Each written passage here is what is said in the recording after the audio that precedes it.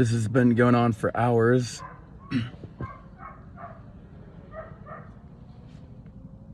And it's not uncommon. It's just separation anxiety. But I can train towards alleviating that in the least intrusive way, which would be boundary training and basically allowing a dog to feel safe in their crate, their kennel, their den, truly. It's just like a fox's or a wild dog's or a dingo's den. And to where they're using, man, it's pretty bad. And you can see that window's open right there. And this has been hours of this, hours upon hours upon hours.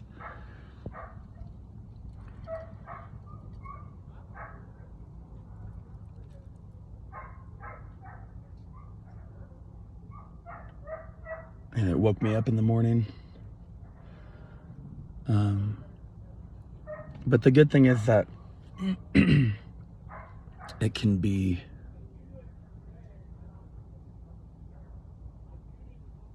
basically reprogrammed, reframed. But you have to have something to put that in place with. You know, just like this, the incessant barking. And you've got to teach them that it's okay, you know, basically 15 minutes before you leave and 5 minutes after you get home. No touch, no eye contact. None of that. No talking, no baby talk. So it's common with puppies, but it's also common with, you know, dogs that just have separation anxiety, where us as owners, right, we're in our schedule, we look pretty chaotic, you know, we're looking for our keys, we're looking for our phone. You know, if that's not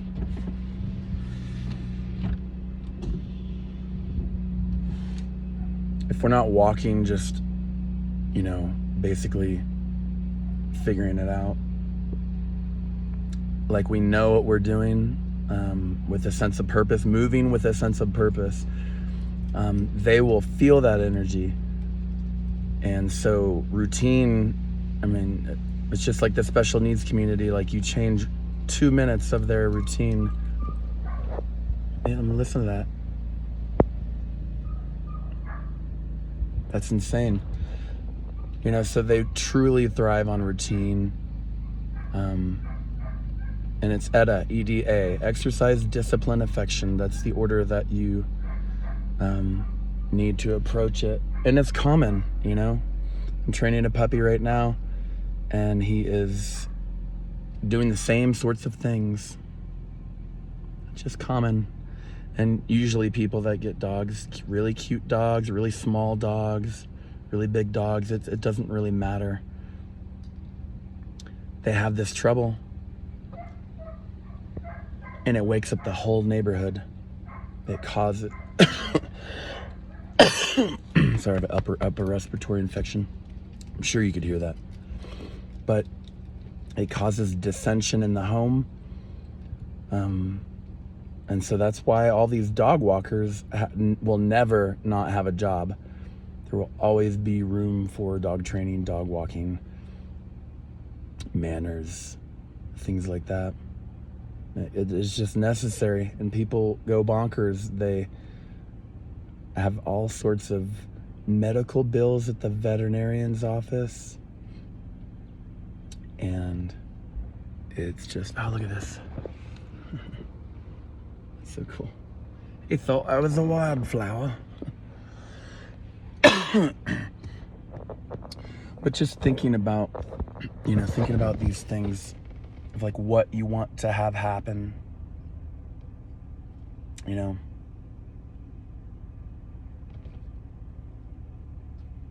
I'm Troy with Badass Pupper Mothers, and I truly believe that you can be a badass too. Like I train normal everyday humans to be what I am to canines, and that's a leader, and just with calmness. You know, sometimes you don't need to pet, you don't need to speak. Just go straight into exercise. Okay, let's do this. Exercise, and then do some discipline training. You could use treats, you know. But then affection comes afterwards. Good boy, good girl. Name the actual thing that they did right, and yes or no, right? Yes or no. It's kind of the dependent factor. No. Very unemotional, very indifferent. And trust me, as you do these things, you'll learn to basically get in front of the behaviors of your dog, so they're not couch surfing, countertop dragging off food that you are preparing for dinner. They're not getting into the trash. They're not breaking boundaries. They'll honor all those boundaries. And your dog will love you for it, that discipline that you give them. And even if you can't give them exercise, 2 minutes a day. Everyone has 2 minutes a day, in the morning and in the afternoon. If you can't get home at lunch, that's okay. Dogs sleep over 12 hours a day. They are wild, but they're beautiful creatures. They're the world's first vivint home security system. You know, you walk them around your campsite.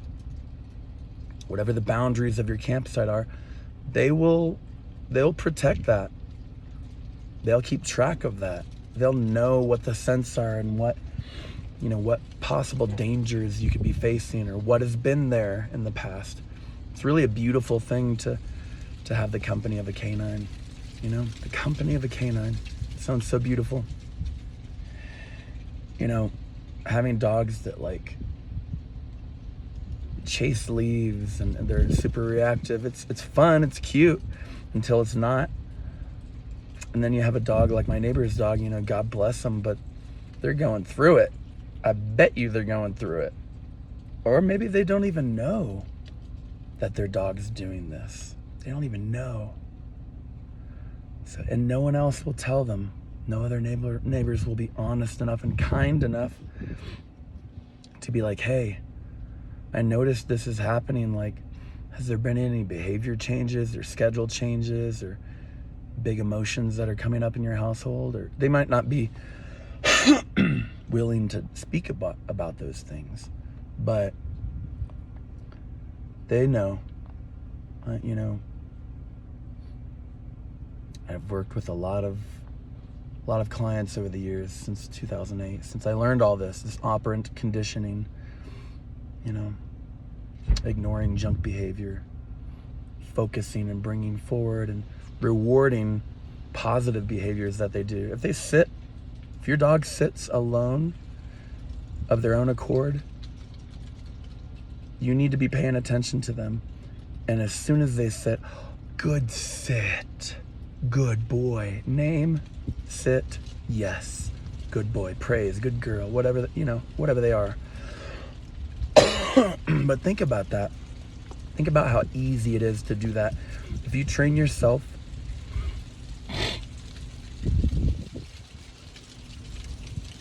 and you allow the dog some consistency and scheduling and training, it'll be fun. It's like a video game.